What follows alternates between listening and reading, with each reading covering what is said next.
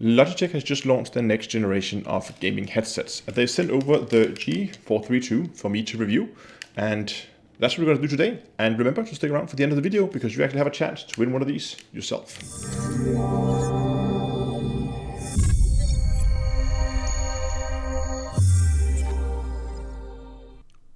Today's video is sponsored by Logitech G. Hello ladies and gentlemen, and welcome back to Down to Earth Astronomy. If you've been keeping up with the latest launches of gaming peripherals, you will know that Logitech have launched 4 new headsets, and today we're looking at one of them. This is one of their kind of low of the mid-range headsets, and this is the G432. Now, so what you get in the box is, of course, the headset. You get a USB adapter, since the headset uses a 3.5mm jack. And you get a jack splitter, so you can split it up between the audio and the microphone channels. First of all, we're going to take a physical look at the headsets, and then later we're going to take it into the computer and we're going to do some sound testing and testing with the microphone as well. So I want to start by having a look at the cable. It's a fairly thin rubber-coated cable with a 3.5mm jack with 4 faces at one end, meaning this will plug into your phone, and you can use the microphone in the headset for phone calls or conference calls. The other end of the cable is attached to the headset, of course. It's non-detachable. Would have been nice to see a detachable connection here so that the cable could be changed out later if it gets damaged or something like that, just to add a little bit of longevity to the headset. Moving up to the 2 fairly large over-ear ear cups. We have them branded with the Logitech logo, of course. And on the, as usual, left-hand ear cup, we have the microphone. The microphone itself is, again, non-detachable, so that will stay on. It doesn't have a dedicated mute button, but it does have a small notch you can feel when you pull the microphone boom down. When you go above that notch, the microphone mutes itself when you pull it down. So it does have a kind of built-in mute button. The center part of the boom arm for the microphone is rubberized, allowing you to make slight adjustments to it. But nothing too major. You can just do slight modifications to where the microphone actually is. So if we move over and take a look at the ear cups themselves, they have a synthetic leather covering, and you can actually take off these paddings. It's quite common on at least the Logitech headsets I've had. You can take these off if you need to clean them, and I have seen that with some of the previous models that they will sell replacements for these, so if you want to have them changed out at some point, you can do that, and they're again fairly easy to put back on. But when we open this up, we can also see the outline of the 50mm drivers.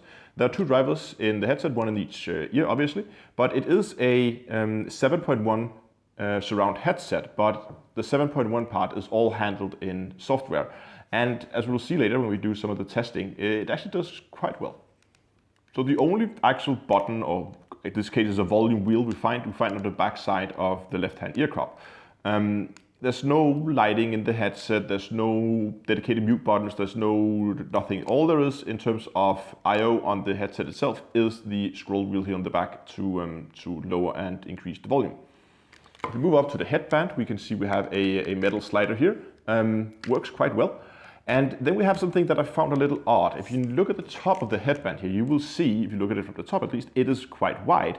Whereas if you didn't look at it from the bottom, you will see that pretty much half of it is just a plastic overhang. There's nothing there. And this seems like a weird design choice for me, and I can really only see that they did that because of aesthetics. Because you can see the top cushion here that goes against the top of your head is quite narrow, and they could easily have made that wider. Since they've already gone with that wider top headband. So that overhang there seems a little weird choice for me that just, I mean, if you wanted to take it on the go, it just adds more bulk. And yeah, I don't know, it just seems like a weird choice for me that they made that overhang. When you handle the headset, there is quite a bit of creaking in the plastic construction. You can hear it here if I move it up closer to my microphone, as when I'm turning the ear cups and I swivel this, it does creak quite a bit.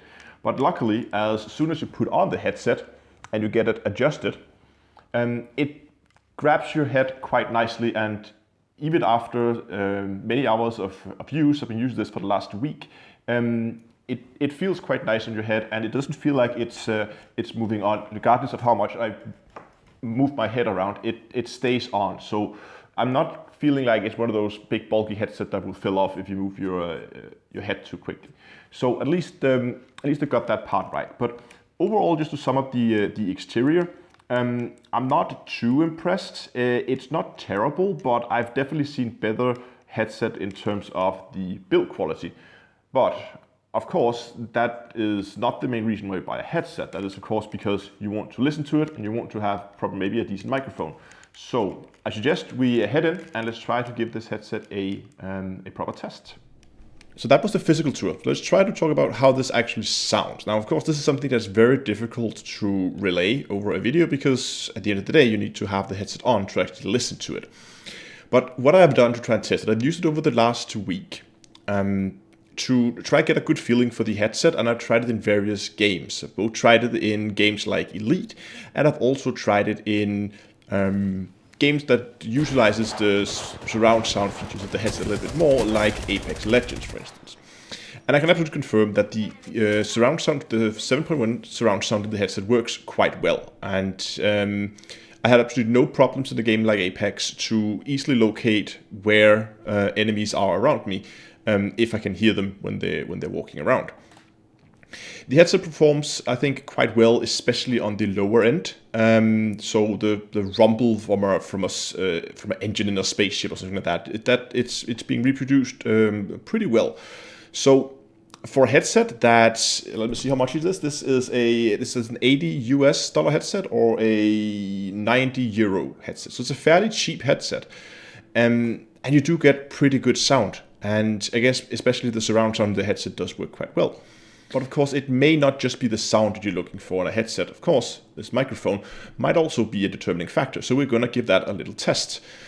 What I want to do here is I want to try and pitch it against the last generation headsets from Logitech. And luckily, I have one over here.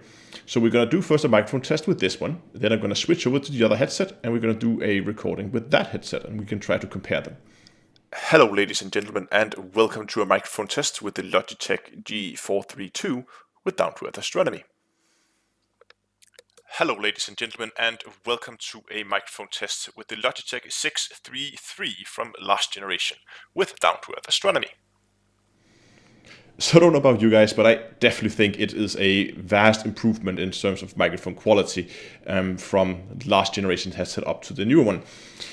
Sound quality, like that you actually hear yourself, I've had a hard time distinguishing it. The new generation, at least this one, might be a little bit better, maybe close to the same as the 633, which I tried before. But I should also say that the 633 was a higher tier headset in that generation, so it's not an apples to apples comparison that we're doing here. I am hoping to get the equivalent of that headset to review as well. But at least it seems like the sound quality you get in the headset now was pretty much what you would get from a higher tier headset in the last generation. So, and I know that one up for the 633 headset, which is one of their top tier headsets in this generation, they do have different drivers that are in this specific headset. So it could be interesting to go and test those as well at some point. But there's one last thing that I want to mention before we go and look at the giveaways, of course. And that is that even though that this microphone is a step up in terms of quality from last generation, of course, hopefully you would agree that it is not the same quality as what you're listening to right now.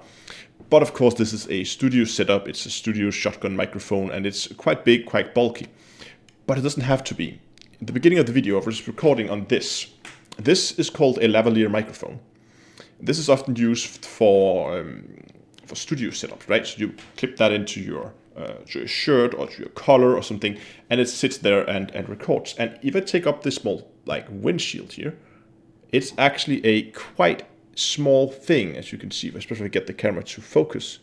It is a quite small thing that would, compared to the size here, easily fit inside a microphone boom like this. So I just want to, again, play you the sound test with this microphone, and then I want to do a sound test with this little thing, so we can try and compare those. Hello, ladies and gentlemen, and welcome to a microphone test with the Logitech G432 with Down to Earth Astronomy. Hello, ladies and gentlemen, and welcome to a microphone test with a lavalier mic with Down to Earth Astronomy. So as you can probably hear, there's a world of difference between what you get out of a small microphone like this and what you get out of a boom microphone like this. Now, I should of course say that this microphone, this is actually a fairly cheap one. This one only costs like 50 bucks, 50 US. And this whole headset costs 80. So of course, putting this type of microphone in a headset like this would make it a lot more expensive. But I still haven't encountered at least a headset with the level of quality that you get out of a small lavalier mic. And I think that's a shame. I could see there be a market for a headset with a more, especially the streamers that could get, instead of having to have a big bulky microphone in front of you, and you could make do if you just had a really good microphone fitted in a boom mic, in a boom arm. So there's definitely still room for improvement, but again, that all depends what your needs are and what your preferences are in terms of headsets.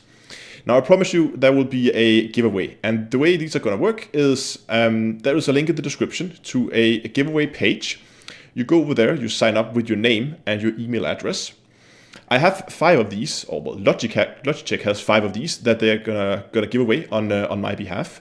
So you sign up, and at the end of next week, I will draw winners for the 5 headsets. I will contact them via email. After I contacted you guys, so I've contacted the winners, you will have 48 hours to reply. I will send you a link to a Google form you need to fill out with the shipping address and all that stuff, so I can send that off to Logitech and they can ship it to you. If you don't reply within the 48 hours, I will have to draw new winners so that I can get these shipped out. So if you want the chance to win one of these, try it out for yourself. The link is in the description. I really hope that you enjoyed today's video. Remember to subscribe to the channel if you did. Give the video a like.